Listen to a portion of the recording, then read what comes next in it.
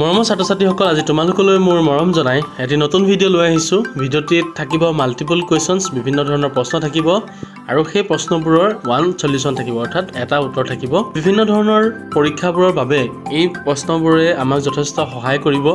মই এই ভাবিয়ে তোমালোকৰ বাবে লৈ আহিলোঁ। তোমালোকে যদি চেনেলটো ভাল পোৱা লাইক কৰিবা আৰু শ্বেয়াৰ কৰিবা আৰু চেনেলটো ছাবস্ক্ৰাইব কৰিবলৈ নাপাহৰিবা। আহচোন এতিয়া আমি প্ৰথম প্ৰশ্নটো কি আছে চাওঁ। প্ৰথম প্ৰশ্নটি হৈছে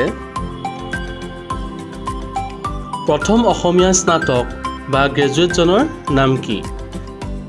প্ৰথম অসমীয়া স্নাতক অৰ্থাৎ গ্ৰেজুৱেটজনৰ নাম কি? আৰু সেই একেটা উত্তৰৰ বাবে আৰু এটা প্ৰশ্ন হ'ব পাৰে। সেই প্ৰশ্নটি হৈছে প্ৰথম অসমীয়া ICS জনৰ নাম কি? আমি ICSৰ ফুল মিনিংটো জানো চাগে, ইণ্ডিয়ান চিভিল ছাৰ্ভিচ।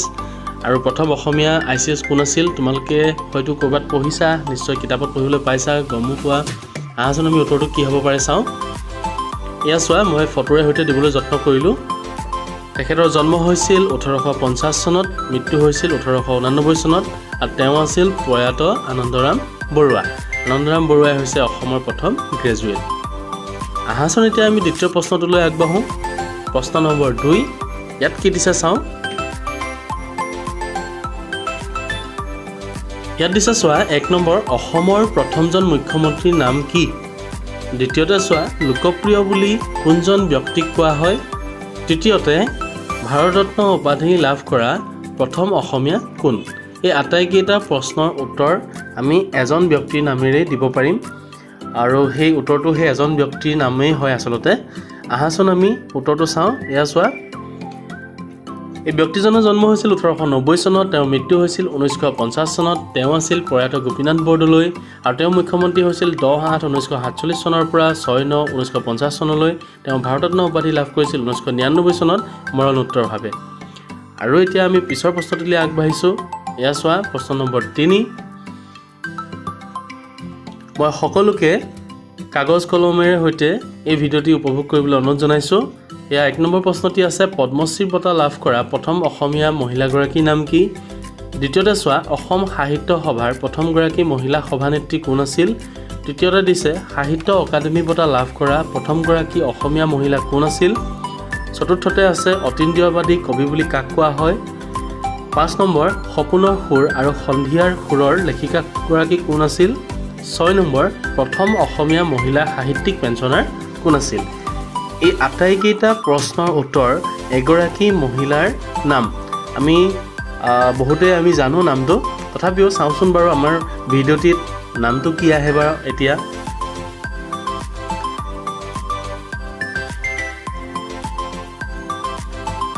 এয়া চোৱা, মই ফটোৰে সৈতে দিবলৈ পুনৰ যত্ন কৰিলোঁ। এখেত হৈছে প্ৰয়াত নলিনীবালা দেৱী। এখেতৰ জন্ম হৈছিল 1898 চনত আৰু মৃত্যু হৈছিল 1977 চনত। তেওঁ অসম সাহিত্য সভাৰ সভানেত্ৰী যোৰহাট অধিৱেশনত পোনপ্ৰথমভাৱে হৈছিল 1954 চনত। তেওঁ পদ্মশ্ৰী বঁটা লাভ কৰিছিল 1957 চনত আৰু তেখেতে 1968 চনত সাহিত্য অকাডেমী বঁটা লাভ কৰিছিল। আহাচোন এতিয়া আমি পাছৰ প্ৰশ্নটিলৈ আগবাঢ়োঁ। এতিয়া পাছৰ প্ৰশ্নটিত কি আছে?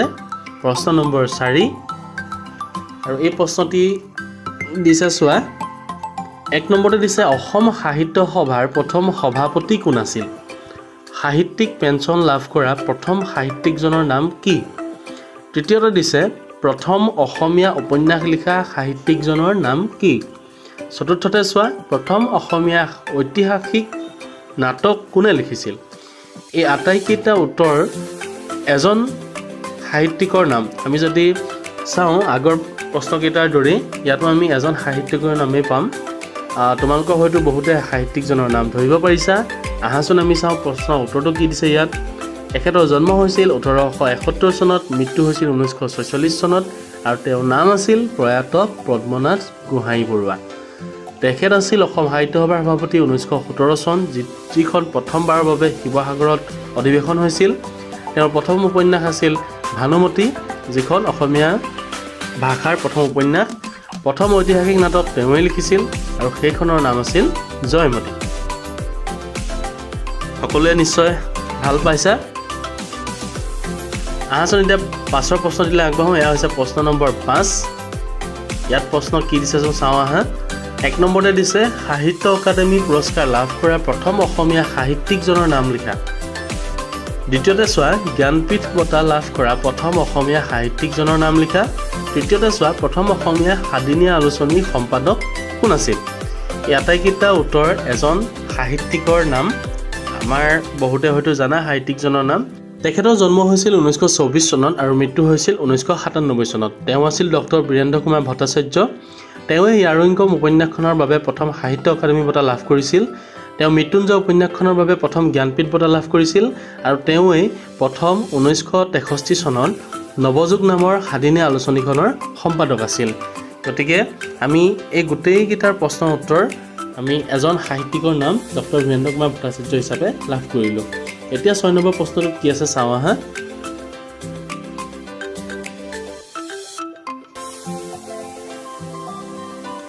এয়া চোৱা 1 নম্বৰ দিছে অসমীয়া ভাষাৰ প্ৰথম চুটিগল্প লেখক কোন।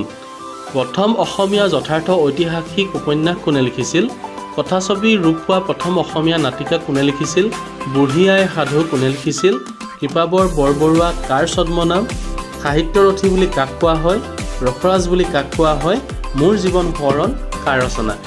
ইয়াৰ আটাইকেইটা প্ৰশ্ন হয়তো তোমালোকে পাইছা, তোমালোকে পঢ়িছা কিতাপত, আৰু বহুতে হয়তো এই প্ৰশ্নকেইটা অৱতাৰণা কৰোঁতে কোন সাহিত্যিকৰ কথা কোৱা হৈছে তোমালোকে নিশ্চয় উত্তৰটিও পাইছা। আমি সকলোৱে জানো ৰসৰাজ কাক কোৱা হয়, সাহিত্যৰথী কাক কোৱা হয়, কৃপাবৰ বৰবৰুৱা কাৰ ছদ্মনাম আছিল, বুঢ়ী আই সাধু কোনে লিখিছিল, মোৰ জীৱন সোঁৱৰণ কাৰ ৰচনা, এই বিষয়ে আমি প্ৰায় সকলোৱে জানো। আহাচোন আমি চাওঁ ইয়াত উত্তৰটো কি দিছেনো। এয়া চোৱা আমাৰ সকলোৰে চিনাকি এটি নাম ৰসৰাজ লক্ষ্মীনাথ বেজবৰুৱা। তেওঁ জন্ম হৈছিল 1864 চনত আৰু মৃত্যু হৈছিল 1938 চনত। তেওঁ লিখা যথাৰ্থ উপন্যাসখনৰ নাম হ'ল পদুম কুঁৱৰী আৰু তেওঁ লিখা নাটিকাখনৰ নাম আছিল জয়মতী।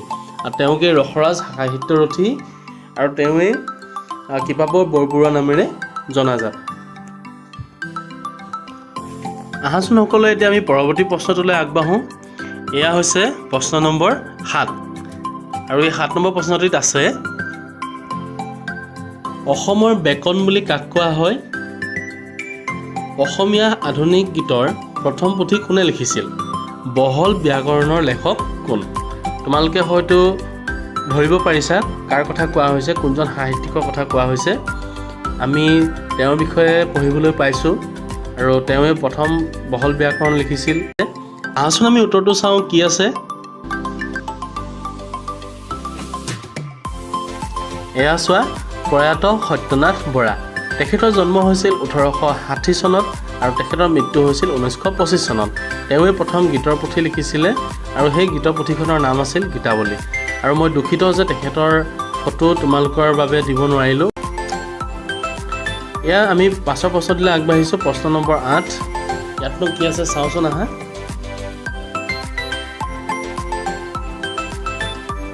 প্ৰথম অসমীয়া চলচ্চিত্ৰ নিৰ্মাতা কোন।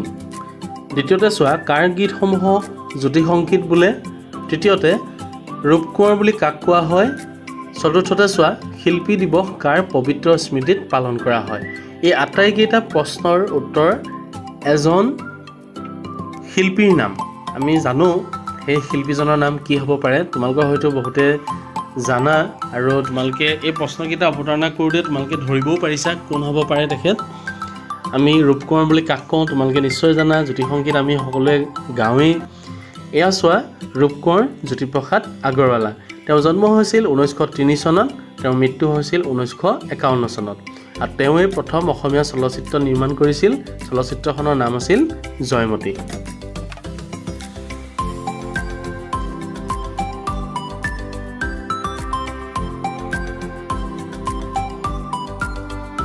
এতিয়া আহিছোঁ প্ৰশ্ন নম্বৰ 9। চাওঁচোন আমাৰ প্ৰশ্ন নম্বৰ 9ত কি দিছে।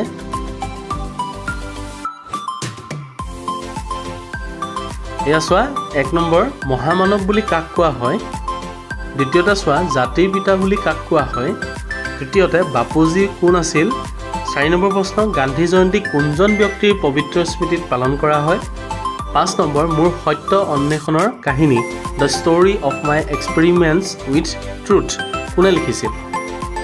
এইটো সকলোৰে বাবে এটা যথেষ্ট উজু প্ৰশ্ন। আমি সকলোৱে মহামানৱ কোন, জাতিৰ পিতা কোন, বাপুজী কোন, গান্ধী জয়ন্তী কাৰ পবিত্ৰ স্মৃতিত পালন কৰা হয়, এই কথা আমি নিশ্চয় জানো। তথাপিও আমাৰ এই প্ৰশ্নটিৰ উত্তৰনো কি আছেনো চাওঁচোন আহা। তোমালোকৰ সকলোৱে জানাই, মই জানো যে এইটো আমাৰ সকলো মৰমৰ ছাত্ৰ ছাত্ৰীসকল সকলোৱে জানে। আৰু ইয়াৰ উত্তৰটো চোৱা, এয়া এখন চিনাকি ফটো। তেওঁৰ জন্ম হৈছিল 1869 চনত আৰু মৃত্যু হৈছিল 1948 চনত। তেওঁ আছিল মোহনদাস কৰমচাঁদ গান্ধী, অৰ্থাৎ মহাত্মা গান্ধী আছিল। আৰু তোমালোকে এই আটাইকেইটা প্ৰশ্নৰ বাবে সেই এটা উত্তৰেই লিখিবা। এতিয়া আহিলোঁ একেবাৰে শেষৰ প্ৰশ্নটি, 10 নম্বৰ প্ৰশ্ন। আহাচোন ইয়াত কি দিছে চাওঁ। ভাৰতৰ প্ৰথম প্ৰধানমন্ত্ৰী কোন আছিল? নেহৰু খুৰা বুলি কাক কোৱা হয়? ভাৰতবৰ্ষত কোনজন ব্যক্তিৰ জন্মদিনটো শিশু দিৱস হিচাপে পালন কৰা হয়? একেবাৰে উজু প্ৰশ্ন এইটো, আমি সকলোৱে জানো। এয়া হৈছে পণ্ডিত জৱাহৰলাল নেহৰু। তেওঁ জন্ম হৈছিল 1889 চনত আৰু মৃত্যু হৈছিল 1964 চনত। তেওঁৰ জন্মদিনটো আছিল 14 নৱেম্বৰ, যিটোক আমি কি কৰোঁ, প্ৰতি বছৰে শিশু দিৱস হিচাপে পালন কৰোঁ। মৰমৰ ছাত্ৰ ছাত্ৰীসকল, আজিৰ ভিডিঅ'টি ইমানেই আছিলে। তোমালোকৰ বাবে মই নতুন তথ্যৰে সৈতে পুনৰ এটি নতুন ভিডিঅ' লৈ আহিম। আৰু তেতিয়ালৈকে তোমালোকে কুশলে থাকা, ভালকৈ থাকিবা আৰু এই চেনেলটো ছাবস্ক্ৰাইব কৰিবা। যদি তোমালোকে ভিডিঅ'টি ভাল পোৱা, লাইক কৰিবা। তোমালোকে কমেণ্ট কৰি জনাবা কেনেকুৱা পালা। তোমালোকৰ ফিডবেক মোৰ বাবে যথেষ্ট প্ৰয়োজনীয়। আৰু পুনৰ এটি নতুন ভিডিঅ'ৰ সৈতে তোমালোকক লগ পোৱাৰ প্ৰতিশ্ৰুতিৰে মই আজিলৈ ইমানতে সামৰণি মাৰিছোঁ। ধন্যবাদ।